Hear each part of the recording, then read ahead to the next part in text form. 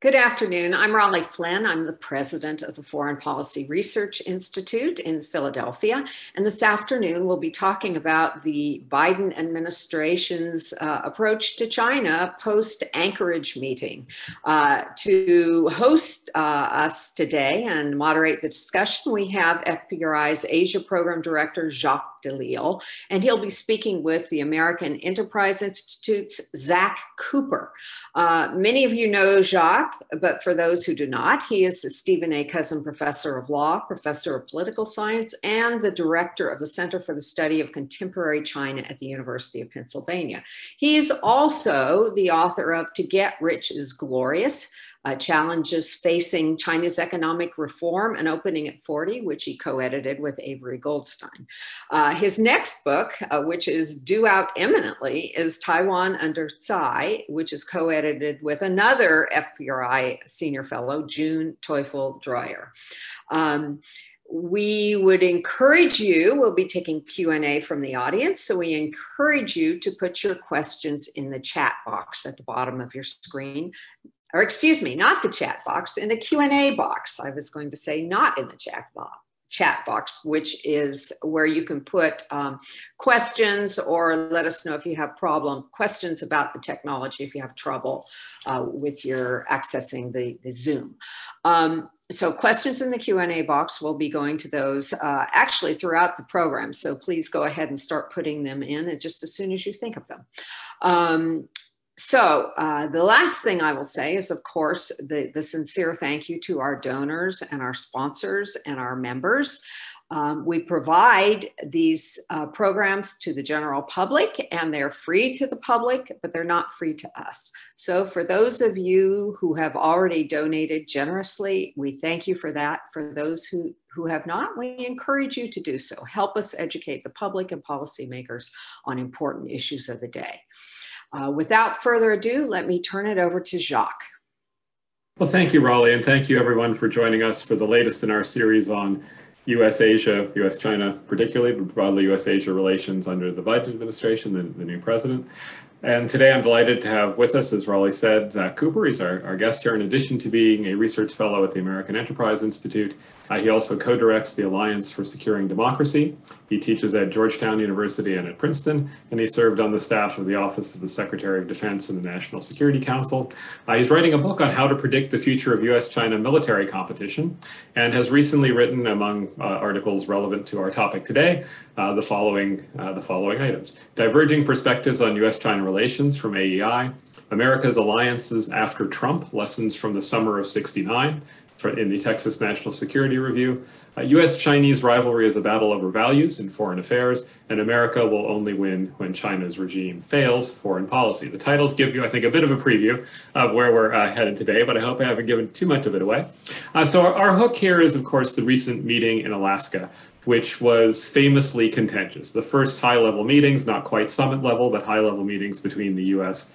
and China, with Secretary of State Blinken and National Security Advisor Sullivan on the U.S. side, and Wang Yi and Yang Jiechi, who've over the years held a number of positions, including foreign minister in Wang Yi's case at the moment, and Yang Jiechi being a counselor. And one of the striking moments at that was the longer than expected and quite contentious exchange of opening remarks, where each side kept saying, "Oh, just one more thing." And we could pull a lot out of that, but I think it's fair to say the gist of it were Chinese statements that the U.S. should not be purporting to lecture to the world about what values were and what side people should be on, and that the U.S. was interfering impermissibly in China's internal affairs, particularly Hong Kong and Xinjiang, whereas the U.S. is saying China is engaged in coercive bullying abroad and some pretty nasty human rights violating practices at home, and I would say they agreed to disagree, but I think they mostly disagreed.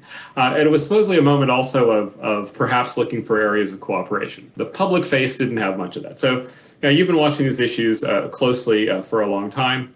How bad was Anchorage, and what does it portend for the near-term trajectory of U.S.-China relations, which obviously have a lot of impact on the broader Asian region? Well, first, let me just thank you, Jacques, for having me here. It's really fantastic to get a chance to chat with you. You've done so much important work in this field, and so I'm really looking forward to the discussion. And Raleigh, thank you as well. I know it's a lot of effort to put on these events, so thank you so much. Look, I think the bottom line is Anchorage is actually pretty close to what the US side expected. Now, it's not necessarily what they wanted, but I think they felt that they had to set a new baseline. And that new baseline meant that the US China relationship is going to be a bit more rocky than it has been at times. Certainly, the hope is it will be a bit less rocky than it was during the Trump administration. But I think it was important for the Biden team to show Beijing that the Biden team is going to tolerate a bit of tension in the relationship, and that has to be okay. And this, I think, was meant as a bit of a break with the Obama approach, particularly later on in the administration, where the goal in part was to try and focus more on cooperation than on the competitive elements of the relationship. And the hope was that doing that would maintain the positive quality of the relationship, right? And disincentivize the kind of competitive, conflictual aspects of the relationship that grew to dominate the last few years. So the Biden team, I think, had a tough task. I think it's quite clear now that what Beijing was hoping is that they could sort of bully the Biden team and look quite tough and make the Biden team look very weak. I don't think that's what happened. I think the fact that Blinken called the press back in and was willing to accept a bit of tension in the opening remarks, but also later in the separate sessions that occurred afterward, was a quite clear message to Beijing that this administration is not the Obama administration. They're willing to tolerate a fair amount of tension in the relationship. And frankly, I think that's the right approach. Not because I think tension in the relationship is a good thing, but because I think it's important for Beijing to understand that Washington's going to stand up for interests and values where they differ. Now, that isn't to say that we shouldn't focus also on areas of potential cooperation, but it is to suggest that I think some in China, and Chinese friends and officials had told some of this previously, they had been hoping that maybe they could disincentivize the Biden team from pushing back too hard on human rights issues or democracy issues, and instead get the Biden team to focus on, number one, climate change. And I think it was critical for Biden's officials to come back and say, no, we have things that are important to us. Climate change is one of those, but it's not the only one. And so we're not going to allow Beijing entirely to dictate the tenor of the relationship. This is a two-way street. And so I think this portends a much more tense relationship over the next few years, maybe not as tense as it was under the Trump administration, where there were really no areas of agreement. But I think it's going to be, quite a difficult path forward. And the best evidence of that is the fact that coming out of Anchorage, there was no agreement on next steps and future meetings, right? And the Chinese side in private pushed quite hard to get another meeting set. I think ideally they would have wanted it to occur in China, maybe in Beijing. And they couldn't get agreement on that. And I think that demonstrates a bit of frustration among Chinese officials that they wanted to have some deliverables from this meeting, and there were none. So we're just on a different path now, I think. Yeah, that's right. There was a lot of talk, as you know, on the Chinese side about trying to make this meeting the restart of a strategic dialogue or a strategic and economic dialogue, which of course we'd seen under prior administrations. And yes, the talk about how Biden was going to be soft on China, and he had this great personal friendship with Xi Jinping from their days as vice presidents, which was always a bit oversold. I don't think believed in China. If you look at the way Chinese official and quasi-official media covered the U.S. election, there was not this sense that things were going to change radically if Biden rather than Trump won, that they expected a difficult relationship. But that almost puts us to the flip side of the question, which is, given that we do see a willingness to have a fairly fraught and contentious exchange, and we don't see, at least in the near term, dramatic progress toward cooperation in a lot of areas, how different is the Trump approach from the Biden approach? And some of it, of course, as you alluded to in your first answer, there's certainly some differences at the level of methods and tactics. But in terms of the broader sense of China, and then we can turn to some of the methods and tactics, what do you see as the similarities and differences? How much has changed, how much hasn't? Yeah, so what's interesting is I think the tenor of the discussion in some ways at the moment is a bit similar, right? Now, when we compare Biden's approach to Trump's, it's a little tough because Trump's approach and his administration's approach were entirely different, right? Trump was on record saying he didn't really care about Hong Kong or Xinjiang at all, right? You have a president now who I think it's quite clear cares a lot about human rights and democracy issues. He cares about them, and he's not talking about them because he thinks this is good strategy. He's talking about them because he thinks they're important by themselves. So that is an opposite reaction than I think the previous president. However, I think there are elements of continuity within the Trump and Biden administrations. So, one of these is a lot of Democrats had said during the campaign, look, once Biden comes in, let's take these tariffs off. Let's get the economic relationship restarted. That's an area where we should have cooperation. Tariffs are really inefficient. And actually what you've seen thus far, right, is continuity in that area. The Biden team is not taking the tariffs off. In fact, the new U.S. trade representative said just the last few weeks that the tariffs are going to stay on their leverage, and the Biden team wants to use them as leverage. So I do think at the presidential level, there's a great difference between Biden and Trump, right? Biden's much more willing to talk tough on values issues, and he's much more willing to work closely with allies and partners than Trump was. But on some of the details on, tariff policy, on challenging China on South China Sea issues or Taiwan, actually there's a fair amount of continuity, which is not to say that their strategies are the same, because I don't think they are, but is to say that I think you're seeing a bipartisan consensus among policymakers in Washington and legislators. Now, I don't want to say that there's a bipartisan consensus on China broadly, because there's not, right? If you go to the academic community, there is not consensus. But within the policymaking community in Washington, there's a fair amount of consensus that a tougher edged approach is needed. Now, exactly what the objectives of that approach should be, I think there's almost no agreement on. But the competitive approach and the need to take a tougher line on security, on economics, on technology, and on governance issues more broadly, I think there's a lot of agreement on that.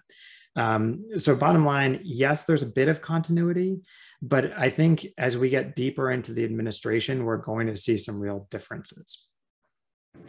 Yeah, I agree with that. And of course, I think you're absolutely right to say that the bipartisan consensus for engagement is now kind of passé, and there's a bipartisan consensus for a tougher line. But what exactly that means, as we suggest, goes in a couple of different directions. How deep do you see that bipartisan consensus as being? I mean, we talk about the changes of the last several years. And you're right to draw a contrast between the Obama administration and the Trump administration and some continuities to Biden. But if we're going to grapple with this newly fraught relationship, how much of this is baked in at a deeper level and is rooted in things we saw really back even before Trump? I mean, the economic irritants have been there for a long time, but we were more concerned, although we didn't do much perhaps, we were more concerned about the South China Sea, and there was this general sense, and you saw it even with the attempt to sell the TPP, the Trans-Pacific Partnership, saying this is a competition over who writes the rules, the road for the 21st century economy, and that's not early 2000s language. Right. I think a lot of this is structural, and that means it's not going to be easy to negotiate away, which is why I'm comfortable, frankly, with some amount of tension in the relationship, because I think it's natural, because there are tension points. And so avoiding tension, in my mind, is not the right approach. Now, that doesn't solve those problems. But, when I look at the relationship, I think there are a whole lot of tension points that are really, really difficult. And obviously, number one on that list is Taiwan. And Taiwan is the clear, dangerous flashpoint, which I think increasingly is getting more and more attention. But it's not just Taiwan anymore, right? If you look at polling data on why Americans are increasingly worried about China, it's not just Chinese power and the military balance across the Taiwan Strait. It's also the fact that Americans have been watching what's going on in Hong Kong and Xinjiang, and broader repression within China, and Chinese disinformation campaigns globally. And it's hard to then argue that the US and China especially the governments, have similar approaches on lots of these issues. We just don't. We have different values from the Communist Party. And I think we have to be okay with that. That doesn't mean that we have to go and change the Communist Party, right? That doesn't follow. But I think we have to accept that there's going to be real tension in the relationship. And if you look at the polling data, again, I think it's actually these values issues that have been the ones that have most rapidly changed views within the United States and in Europe on China, where the opinion polls show a real rapid decline over the last year or two in views of the Communist Party and its leadership. So yes, there are these clashing interests. That's been the case for a while. But I think the growing concern about the values issues is driving a lot of the problems in the relationship. And unfortunately, what I see on that front is Beijing just doubling down. And I think that's going to make it really hard for the US to avoid criticizing Beijing and the policies of the Communist Party. And that, in my mind, there is bipartisan consensus on that, right? Human rights and democracy issues have always been popular within the Democratic Party, but I think also within the Republican Party, these are now seen as issues that just every Republican leader in Congress has to speak up on.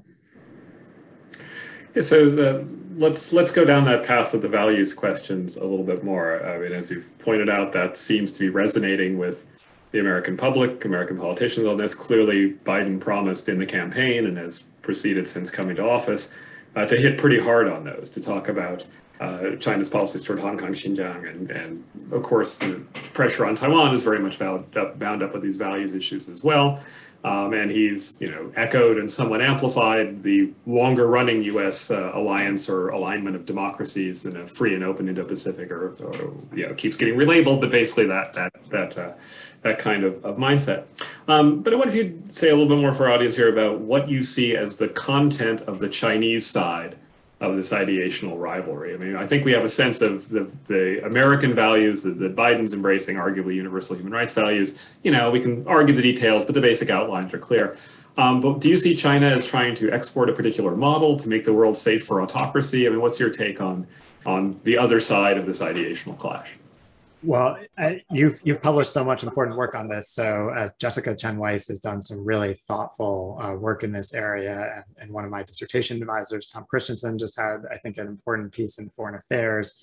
I don't want to argue that actually China has a major ideological push that it's making globally. I don't necessarily think that's the case. I agree with your characterization that, when China talks about ideology, I think the Chinese leadership are most worried about making sure that American ideology, or Western ideology, as they will often say, doesn't interfere with the Communist Party's hold on power. So it is more of a defensive approach, right? And this is fundamentally different than anything that existed during the Cold War, where absolutely the Soviet Union was trying to export its ideology, and that was perhaps the main challenge for the United States, politically at least, throughout the Cold War. Here, we don't see that kind of offensive effort from China. Yes, China does work with authoritarians and make it easier for authoritarians to keep hold on power, but I don't see that kind of global offensive approach.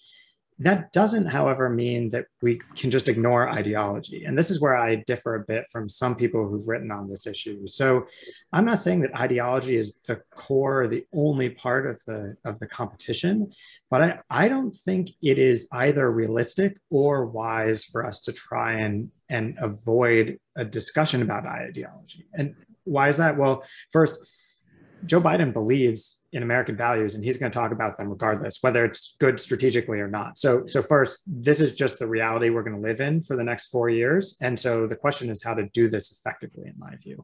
But second, even if Joe Biden didn't believe that, is it really wise for the United States to take the values issues off the table? I don't know. Might it help with Vietnam a little? Possibly, although I would argue with you that, Vietnam and Singapore and others that are non-democracies have a lot of reason to cooperate with the United States, regardless of what the United States says on values issues. Where it's really critical is, in my mind, in Europe, right? Where if we don't talk about these values issues, it's going to be really hard to get the Europeans on board to push back against some types of Chinese behavior that we find concerning. So I actually think to build the domestic consensus, values are important, right? Because the polling data shows that Americans care about what's going on in Hong Kong and Xinjiang. To build this external consensus about different coalitions that we'll need to push back against China, I think we have to talk about values, not all the time, but at least at certain times with certain partners. And then finally, just from a competitive standpoint, why would the United States take values off the table from a competitive standpoint? Actually, we think we have a model that's appealing to a lot of people around the globe. I'm not sure that the Chinese model is that appealing. And oh, by the way, Beijing doesn't think it's that appealing because often when China talks about its model, it says it's not trying to export it and it's not replicable, right? This is a model that only China could follow. So I think when we try and take values off the table, it makes it harder for us to not only understand where Beijing is coming from, but actually it takes away one of our best tools in the competition, which is the fact that some of the values we hold, and we don't practice them perfectly, but at least some of the values that we say we hold are ones that are broadly appealing. And so I think talking about those principles is actually a key part of strategic competition. And it's going to be a key part whether people like it or not, because this is what Joe Biden believes. And as you suggest, that's certainly perceived on the Chinese side. I mean, there has been an interesting, if not profound, shift in China's approach to trying to export its models. It used to be, yes, we're completely unique, we're doing our own thing, and the ideology was robustly sovereigntist and self-determination. Everybody does his own thing. But we've seen these cracks in the last few years under Xi Jinping, where unlike the China model debate of several years ago, there's a pretty high-level official embrace, not of exporting the model, but saying there are things you can learn here. Look how we did with COVID. Look how we do on development. So there's that sort of ratcheting up the export side. But there's also, I think, an acute awareness of bashing the U.S. model for its flaws, or at least the U.S. model in practice. We've seen a real ratcheting up of the look how you treat minority groups, look at how well your election went, that kind of thing has always been present, come up a bit as a focal point for Chinese commentary. Do you think that's accurate? I completely agree. And look, the Chinese are not wrong on some of what they've said, right? Which is that, yes, the American democracy has flaws. In fact, all democracies have flaws, right? All governance systems have flaws. The question is how democracies deal with those flaws. And our approach is to deal openly and have a free press and analysis of where we are failing so that the political system can solve those issues. So, of course, the American democracy has flaws. In fact, that's built into its design. And I think this is where the Chinese, in my view, over the longer term, are going to have a very hard time saying that China doesn't have an ideological answer that's more attractive. I think the reality is we're in a bit of an ideological competition, whether people want to admit it or not. And so I think over the long term, we're going to see China have to say, look, we have a model, our model functions more effectively, and other countries therefore should follow at least parts of our model. I think that's just the nature of the competition, and the inability of Beijing to rein in the wolf warriors, I think, is the beginnings of this. It is just going to be inherently very difficult for the Chinese foreign ministry to simply stand back and say, yes, democracy works elsewhere in the world, but we have a model that only works for China that no one can replicate. I think we're starting to see Chinese spokespeople say, look, China's model works better. And it is just a short hop from that to saying, here's a model that other people should follow. So I don't think that they're going to proselytize the model the way, we've seen from the Soviets or even maybe from the West. But I think this kind of defensive approach can't last forever.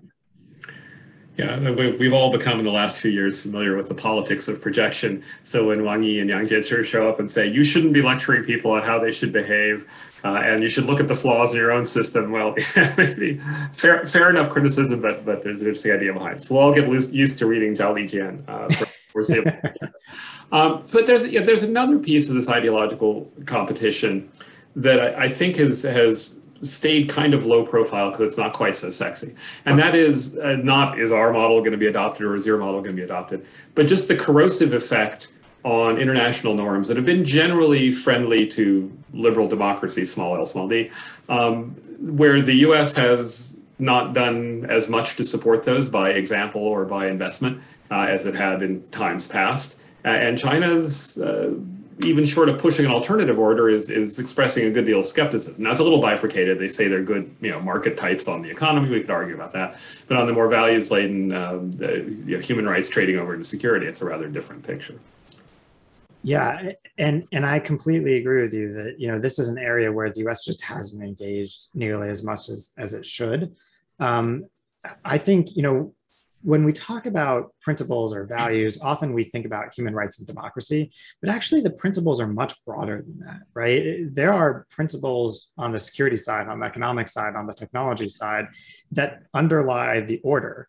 And on many of those issues, we have differences with the Chinese, significant differences, right? About how disputes should be resolved, right? About not just the law of the sea, right? But about maritime rules and how those maritime operations are being carried out. On the economic side, we have disputes about the role of the state, right? And state subsidies and market access restrictions. On the technology side, we have different views on intellectual property theft and very different opinions about what the future of the internet should look like. And so in each of those areas, we have values, and in many ways, they are not the values that the Communist Party holds. And I think that makes it harder for us to sort of say, oh, this is just about human rights and democracy. We can be quiet about human rights and democracy. Well, even if we could be quiet about human rights and democracy, the future of the internet is quite an important thing that is a values component, right? If governments have control over sovereign information environments, that's a very different world than the one that I think most Americans want to live in. And I think this is going to drive a lot of the challenges in the years ahead, because this is going to be about coalition building around different principles, right? And this is where I think the US has a huge edge. And you mentioned this at the outset. The US is not going to be successful if it tries to build one U.S. China competition and get countries on side with the US against China. That's the wrong approach. But I think the US will be successful if we say there are a set of different competitions going on: security, economics, technology, governance. And each one of these is going to have a different set of coalition countries that are part of it. They're going to join and fall off at certain times on certain issues. But those coalitions are forming around different ideas about how the world should work. And I think actually the US has a lot of agreement globally about what those ideas are. And China is very much on its back foot in most of these coalitions if the US does the right things to try and build them and nurture them. So there are a couple of questions in the Q&A which I will characterize as asking us to put our chips on one side or the other. And that is, how much of this is ideational or ideological things as tools in this combat for what is ultimately a power struggle between a previously dominant power and a rising power types, right? And how much of this really does have a flavor of clashing, is driven by clashing senses of values and political systems. And since you're the guest, I get to throw that to you first. Well, I'm interested to see what you have to say on this. My initial reaction is, look, I've been very publicly critical of the term great power competition because I actually don't think this is primarily a competition about power. And don't get me wrong, I'm not one of those people that thinks that the US is dominant and will remain so forever. The book you mentioned at the outset that I'm working on is specifically about how a declining power in relative terms, like the United States, has to change to confront some of the challenges to the status quo that it's seeing. But I think that when we talk about this just as sort of a power competition, we actually lose the bulk of what the competition is about, which is not just a U.S. China competition over power. If that's all it was, I think this would be much more manageable. I think these ideational issues go to the heart of it, and therefore we just can't avoid them. I think I would come down very firmly on the side of believing that this is about different visions, not just about different power dynamics. Yeah, I mean, I will basically side with you on that. I mean, we can go through, we can go dust off the old historical tomes about periods of power transition, and they haven't always looked the same, right? I mean, Germany, Japan rises were rather different than the U.S. rise relative to the U.K. and things like that, and I think to make it purely structural is actually a counsel for despair for anyone who's remotely interested in policy, because it denies agency, right? It's going to happen. Exactly. I think differences of interests and even some differences of preference can be negotiated and compromised. Differences of principle are a lot harder, and I think it's a mixed bag for the reasons you've been suggesting. That is, it does give each side, and at the moment globally, I think gives the U.S. more of an advantage in the soft power competition, although it's tougher than it used to be. But it makes it harder to find ways of cooperating or ways not to amplify our differences. So I want to shift over to a couple of other topics that have come up some in the chat. And the question is, how much do we see what China is up to as irredentist versus expansionist? So is this merely, as China, this is related to I think the first thing we said in this conversation, talking about what happened in Alaska. And there was this kind of talking past one another to some degree. I mean, there were talking points. But the view, as you've nicely outlined for us from the U.S. side, is these are universal values. We're going to push for them. They're American values. And therefore, the fact that the things we're concerned about are going on in Chinese territory, Hong Kong, which is supposed to have a special regime, Xinjiang, which is also sort of supposed to have a special regime, and so on. But those, China's view of those are purely internal matters, and all China's doing is asserting its control over those and making its claims to Taiwan. On that view, often presented by China, is this just trying to get back what was its, and that includes South and East China Sea as well. But for those who are more skeptical, it looks like these are, of course, the first steps in a potentially expansionist agenda. And of course, you start with the already internal and then go to the semi-abroad and then the near-abroad and so on. But is that a way of thinking about what China is up to, or is that too land-based imperialism for the kinds of issues we face in the modern era? It's such an important question. And, look, I'm not sure I know the answer, but I have some guesses. So I'll give you those. So one is, when we think about, rising powers often want to change the status quo, of course, because the status quo doesn't benefit them in the ways that it benefits the established powers that usually got to make that status quo. So I'm not at all surprised that China increasingly, as it grows powerful, wants to alter the organization of the world in some ways. What I think is really tough is, I'm not a big believer in the 100-year plan that China has a plan for decades and decades from now for exactly what it wants to happen. I know there's some out there who believe that. I'm just not one of them. I think what makes it really difficult is when you're a rising power, actually what you want changes quite rapidly. And the best example of this that I have is the United States. So, who is it that I think is often credited with fundamentally changing America's approach when it was a rising power at somewhat of a similar point? Probably Theodore Roosevelt, right? The Great White Fleet and eventually the colonization of the Philippines, among other things.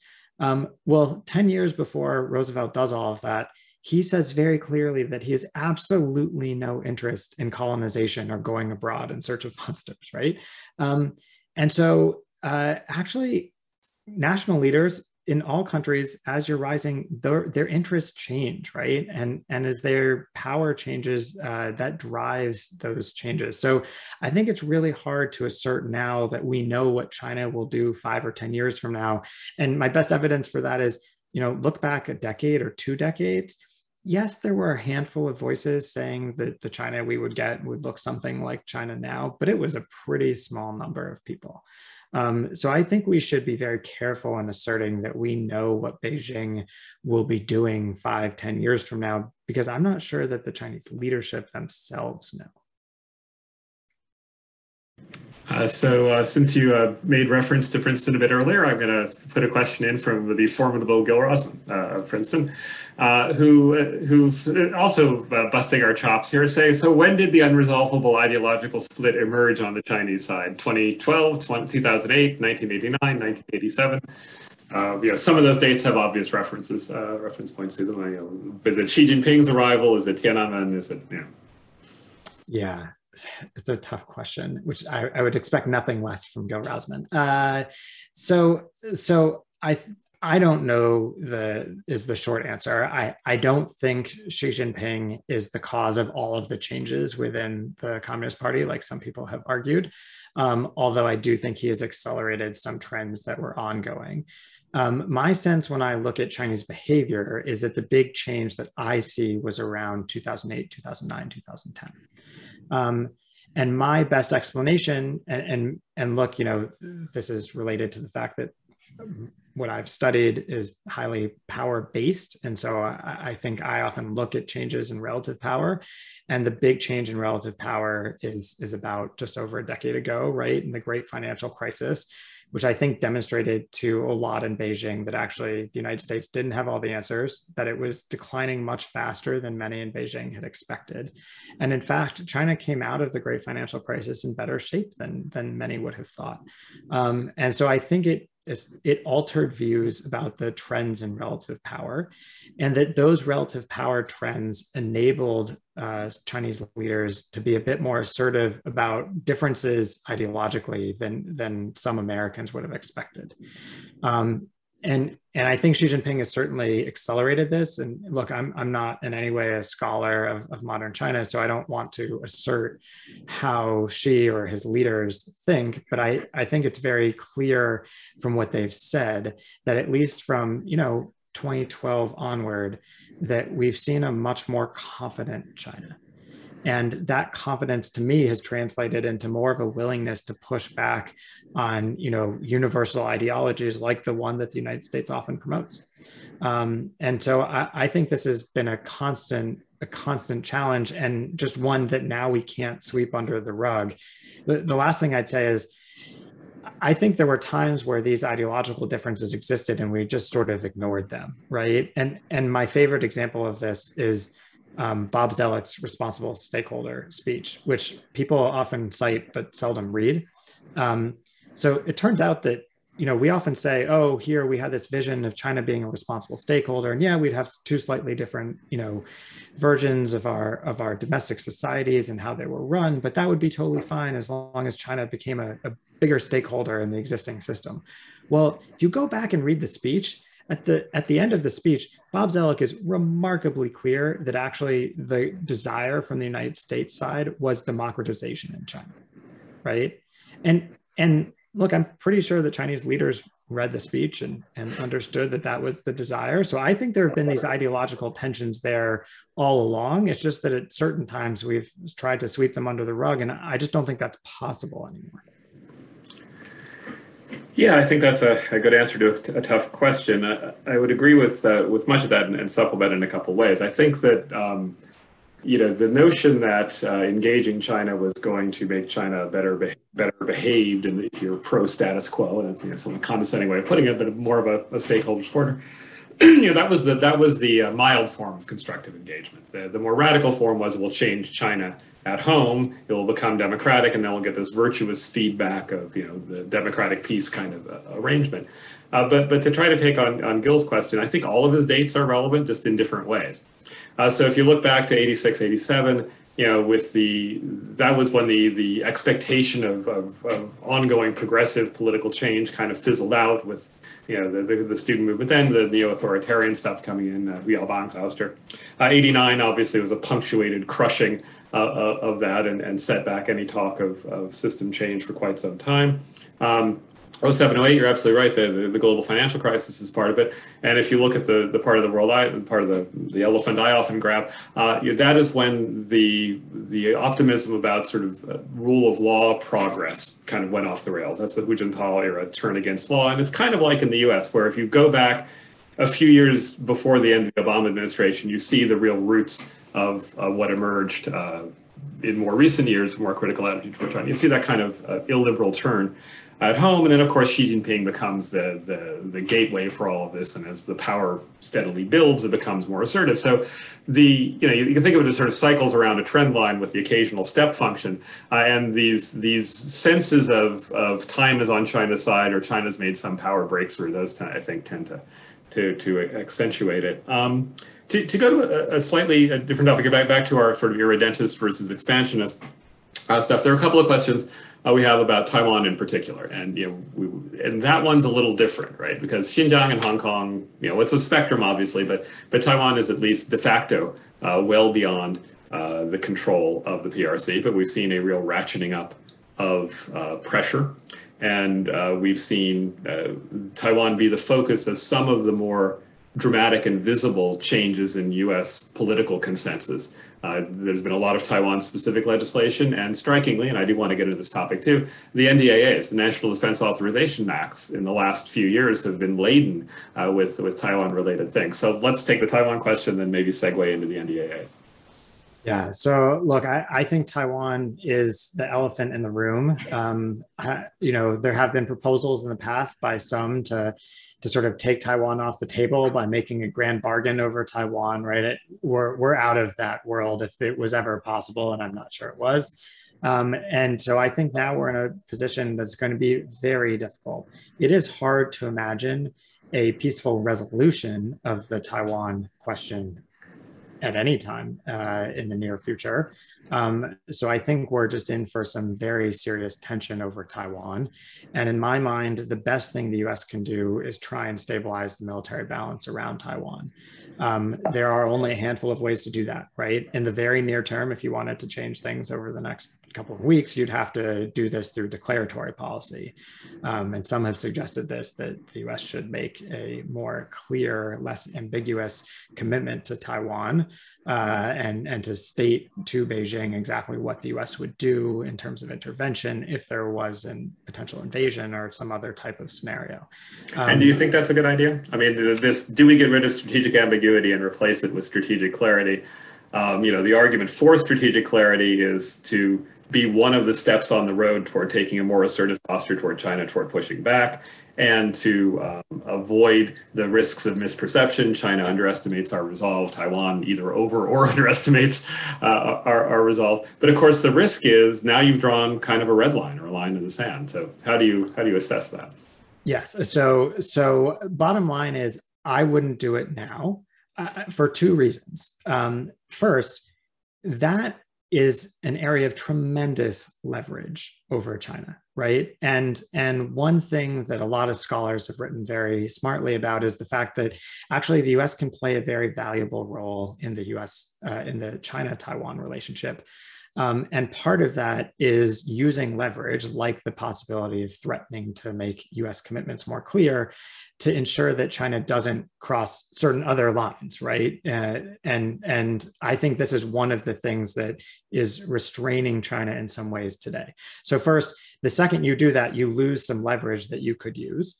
And second, if you were to draw that red line, you have to be really thoughtful about exactly how it works. So sure, do I believe the US should be clear that if there was an invasion of Taiwan out of the blue, that the US should respond? I do.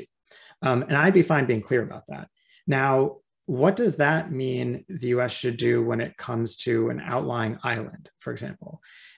If the US says, oh, any move against Taiwan is going to be responded to with force from the United States, and then China takes an outlying island where, frankly, Taiwan and the US have no military ability to conduct deterrence by denial or defense of those outlying islands, then I think you're in real trouble. And so I think this is a bit more complicated than people simply assume, right? Because if you're going to draw the red line, you have to draw very carefully around exactly what you're talking about. And if you draw the red line and say, oh, this doesn't apply to the outlying islands, then you know for sure that the next thing that's going to happen is that Beijing is going to go take some of the outlying islands. So I think we're not at the place yet where we've got the kind of certainty about what that red line would look like to be able to draw it. And I think doing so would lose some leverage over the policies, not just in Beijing, but also in Taipei. So I think it is something we should hold in reserve if the situation gets much more severe, but it is not something I would roll out now, in part because I actually think there are things we can do on the defense side to make an invasion of Taiwan much more likely. Okay, so you've convinced me not to buy a beachfront condo in Jinmen or Matsu, but let's move on to the NDAA, which in recent years, it's a big, complex bill. We could talk for hours and hours about it. But in addition to the dramatically increased emphasis on Taiwan issues, there's a much bigger China focus. There has been a pretty big commitment to some investments in hard power. What does either the most recent one, or if you want to frame it in the last few rounds of authorization acts, what does it get right? What does it get wrong in terms of what the U.S. should be doing for security policy in Asia? Well, the bottom line for me is, I think we've seen some progress from Congress on Asia issues, and China is one of those. The big piece in the last National Defense Authorization Act was something called the Pacific Deterrence Initiative, PDI, as people call it, which was a fairly small amount of money in defense terms, a couple $2 billion, that's going to go towards Asia Pacific reassurance and deterrence efforts. So I think that's a smart move. It is in some ways the down payment on what is, I think, a much larger responsibility from the Department of Defense to spend more and invest more in Asia, because China is the pacing threat. And so I think as the U.S. looks to get out of Afghanistan, and it's pretty clear that the Biden team is going to decrease its involvement to some degree in the Middle East, we're going to see a big pull from Indo-Pacific Command for those forces to go, or at least be devoted to Asia, and to invest in the kinds of capabilities that would be useful in China contingencies. And this is where I think the NDAA recently has done some really good stuff, but hasn't gone nearly far enough. So in my view, the best military approach to deterring China is to deter through denial, not through the threat of punishment. Deterring through denial means demonstrating to China that the US can prevent China from accomplishing its military objectives. And in particular here, I'm talking about Taiwan. So can the US stop or threaten to stop China from actually being able to invade Taiwan? Well, I don't think the US wants to just be dependent on aircraft carriers that are few in number and are pretty visible, and which China spent a lot of time thinking about how to target. We have forward bases in the region that are also quite visible and therefore fairly easy to target. And our air power often is going to come from potentially the continental United States for some of the long-range strike options. These are not particularly effective deterrents potentially against an invasion threat. I think what we've seen some push for in the National Defense Authorization is more investment in land-based conventional missiles, especially anti-ship cruise missiles. And I think that would be a very wise move, but I will say it has gone much more slowly than I would have imagined. And the most unfortunate part of this is we haven't pushed forward with our allies and partners. So just in the last few days, we've seen news that Australia is going to build its own missile capability. Japan is already building its own anti-ship missile capability. Taiwan has done the same. Why on earth are we not building one system which has the range and strike capabilities we need that all of those players could operate, that would be somewhat cheaper, hopefully, because we would be buying them in numbers, and that could be interoperable and pose a targeting challenge for Beijing? Those are the kinds of ideas I would have thought would have made it into the National Defense Authorization Act over the last couple of years, and they haven't quite gotten there. So I think Congress has done a good job on the Pacific Deterrence Initiative, but it just has to be at the beginning because the military balance is still going in the wrong direction. Okay, so we have several questions in the chat box. We've been talking about the relationship between values and national security. We've had several questions about the relationship between economics and national security, and I'll weave them together a little bit. It would be the list that you would think of as economic concerns that have security implications for China. So the kinds of things in the targeted high-tech industries that China is trying to develop rapidly and perhaps gain dominance, the dependence on the U.S. even for some lower international markets more generally, for even somewhat lower technology but essential kinds of inputs. We saw that in COVID, but you also see it in, not terribly high-tech electronics, as well as the 5G, cutting-edge things.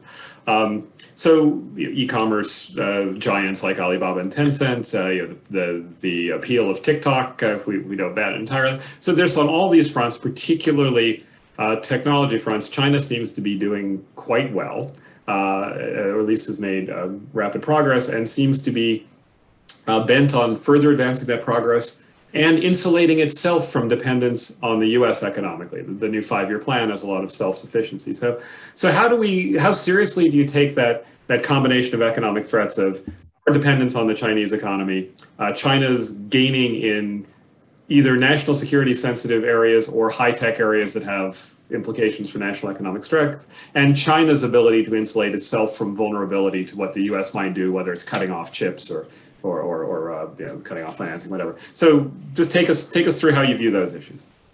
Yeah, so I do think this is potentially the biggest challenge in the U.S. China relationship is the economic dimensions, and not just in the U.S. China relationship, but in China's relationships more broadly, right? And we're seeing China use this leverage very actively against some countries, and Australia is the most obvious of these.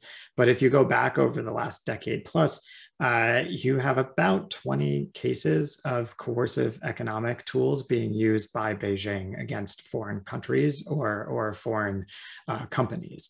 And some of these are very well known. Rare earths against Japan in 2010, tropical fruits against the Philippines in 2013, visitors into Vietnam in 2014. Obviously, what's going on in Australia now, pressure on Norway over the Nobel Prize, one thing after another. And so I think it's very clear that where there are great economic dependencies on China, that is going to lead to the Communist Party having some substantial leverage that it can use. And I think it would be wise defensively for countries to limit leverage in certain areas, not everywhere. So I'm not a fan of the tariff approach. I think that was the wrong approach to begin with. I'm talking about much more targeted efforts to protect certain critical industries and over-reliance on both imports and exports across a broader range of industries. So rare earth exports from China, for example, are important globally. We're probably too dependent on China in that area, right? And similarly, there are a lot of countries that are highly dependent on exports to China in one or more areas. That creates leverage, and those countries have an incentive to decrease that leverage, not entirely, but to at least get it to a manageable point. And so I think we'll see those efforts, but what's different here than what I think the Trump team tried to do is I would advocate for what Bob Gates called the small yard, high fence model, which is choose a small number of areas that are really critical, right? Critical infrastructure in particular, and protect those areas very carefully rather than protecting everything a little bit and therefore not doing any of that very well. And so I think the hardest thing here is actually for the United States to work with allies and partners to figure out what are those areas that we're most concerned about, and then to come up with a strategy that isn't onshoring or protectionist, but is actually working with allies and partners to make sure that we are not overly dependent on China in those specific areas. And I think we're seeing progress on this, right? You saw Intel come out just a few weeks ago and say they're going to build 2 massive fabrication facilities in Arizona. TSMC is doing the same. And so I think we're seeing this on microchips in particular, where there's a lot of incentive for the United States to make sure that it has other avenues rather than being highly reliant on Chinese companies alone or Chinese workers alone. And so, I think we're starting to see the beginnings of this, and you're seeing a huge amount of support in Congress, right? And Chuck Schumer is already pushing through the Endless Frontier bill, which will probably provide some pretty substantial state subsidies for certain critical areas. But the question for the Biden team is exactly what those will be. And I do not think that is clear yet. Okay, so we've gone through several points that one might have on the list of what would be a sensible U.S. strategy for dealing with either the threat or the risk from China. We've gone through hard power augmentation through the NDAA and other mechanisms. We've gone through reducing vulnerability, reliance, as it were, on either Chinese exports or Chinese technology, and making sure ours is up to snuff. We've talked about playing the kind of ideational card, the sort of touting values, which you see as a U.S. Asset here in any competition. But there are a couple of other things on the list that I know you've written about and taken interest in. So obviously the great force multiplier, as Biden is fond of saying, is allies. And so obviously that's been a focus of the new administration. It was something that with the exception of Japan, most notably, was not a real great success in the Asia-Pacific region. Was Japan and Taiwan, actually, for that matter. Was not friends and allies were not exactly feeling the warm fuzzies toward the prior administration. So, but how do we go about that? The U.S. is obviously, unlike China, had formal allies, and like China, somewhat has had more informal friendships and alignments with other states. What is the U.S. doing right, wrong, and what should it be doing on the alliance front? What can we learn from our own history in this area?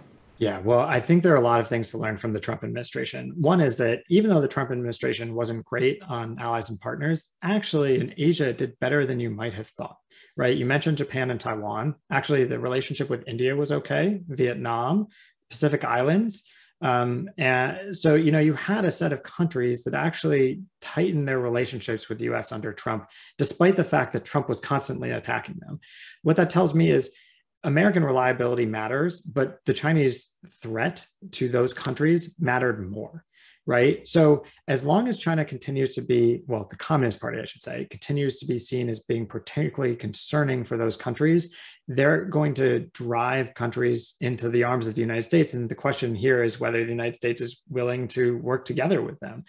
And here we're seeing this right now with the Europeans, right?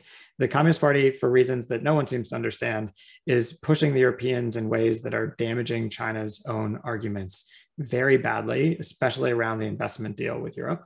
And so I think we're seeing progress being made by the Biden team through two ways. One, not making own goals, and two, leveraging Chinese overreactions to convince countries to get on side. The main lesson I would take away from Trump, though, is the wrong approach is to just batter allies and tell them, you have to do more, you have to do this, you have to do that. You might get a little bit more from them in the short term, but in the long term, I think you damage those relationships and you make it harder to build the lasting, sustainable relationships we need over the long term. So I think the Biden team is right to say, look, we want to work with you. We're not always going to agree. Our interests and values are not always going to align with anyone. However, where we agree, let's push forward. So rather than thinking about what Mike Pompeo called an alliance of democracies, let's think about these separate coalitions and what you want to do in these separate coalitions. So fine, if Japan is a little bit quieter on human rights and democracy issues than some other countries. It's taking a leadership role on the security, economic, and technology coalitions, right? Fine if the Europeans are less active on the security coalition. They're now doing a bit more on the human rights coalition. And I think we have to be acceptant of that reality and say to countries, look, you contribute where you want to the parts that you think are most important. And by being there and consistent and reliable, I think the US will incentivize more cooperation in other areas slowly over time. I think that's right. I think one of the most notable features, the most distinctive features of Biden foreign policy is this kind of disaggregation, right? One of the disanalogies to the Cold War is, are you with us or against us? Are you in our bloc or their bloc? And of course, much of the Asian Indo-Pacific region is notorious for saying, please don't make us choose sides. And so an approach that treats countries with different degrees of friendship and alignment with the US, that sees coalitions that work on some issues and not others, and it's a much more complex and granular approach, which doesn't grab a lot of headlines necessarily, but as you suggest, may be functionally the way to go. Well, we're almost up against our time here, but we've done this sort of sugar-coated medicine of IR theory through our discussion here, without ever actually quoting them all. Some of our questioners have pushed us on which school of thought do you belong to. But one of the issues that does come up in trying to assess the U.S.-China relationship is the risk of misperception.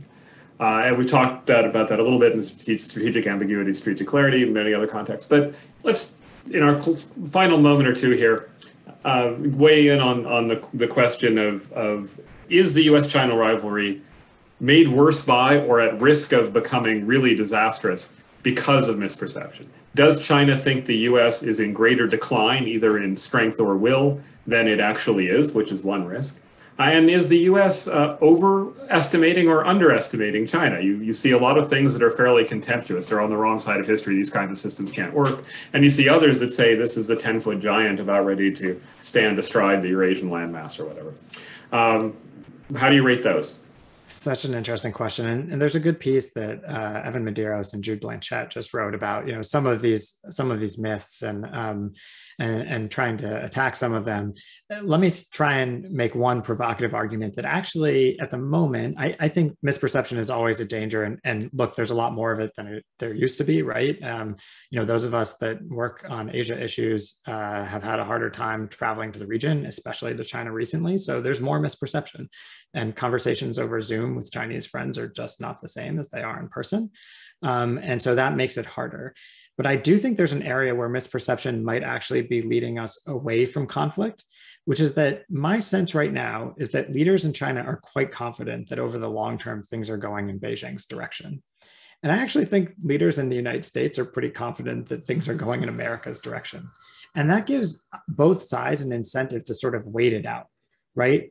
If China thought that actually the US was coming back quick and there was a closing window of opportunity, China might have to make a sprint, right? Why right now, though, I think many in Beijing would say, well, let's just wait another 5-10 years on Taiwan. There's no reason to do this now. We're not getting pushed. Forces are going in our direction. And same thing in the United States. There's a growing confidence, I think, within the Biden team, at least, that we're building this coalition or set of coalitions we need. And then things are going in America's way in some dimensions, at least. And so in that regard, actually, I think we're in a strange situation where the misperception that's most dominant right now is that both countries have time on their side, and therefore neither needs to make a particularly risky move in the short term. So I am less concerned about some of the short-term dynamics than many others leading to a direct conflict, but I'm quite concerned about what happens when one of those views changes quickly and either Washington or Beijing decides that actually they misassessed and now there's a closing window where they have to take action. That, I think, is the really risky point. I think that's a terrific set of ideas to take us out on. And I thank you for a really interesting hour. We covered a lot of ground, some provocative and insightful statements. And I will just thank Zack Cooper for joining us today for this terrific conversation. Thank you all for your questions. I tried to weave a lot of them into our discussion here. Couldn't quite get to all of them. There were more than 24. And we will be back again soon. I believe the next thing in our Asia program series is April 29th, when the one book Raleigh didn't mention, I seem to be a serial co-editor these days, is After Engagement, Security Dilemmas in U.S. China Relations, co-edited with my colleague Avery Goldstein, with a lot of terrific pieces in it, including the Jessica Chun-Weiss piece that Zack referred to. I recommend Zack's readings to you. They are a wonderful combination of in-depth but not too long, most of them, which is a rare thing. And they, I think, will allow you to delve a bit deeper into the kinds of things we had to cover all too briefly in our hour together today. So thank you all again. I look forward to seeing you again at the next FPRI Asia program events, and I am obliged to say and happy to say that if you enjoyed this programming, I hope you will not only come back, but consider either making a donation to FPRI or becoming a member, because as Raleigh says, these things do take some resources to put out. Thank you so much. See you soon. Thank you again, Zack. Thank you, Jacques. Wonderful to be with you.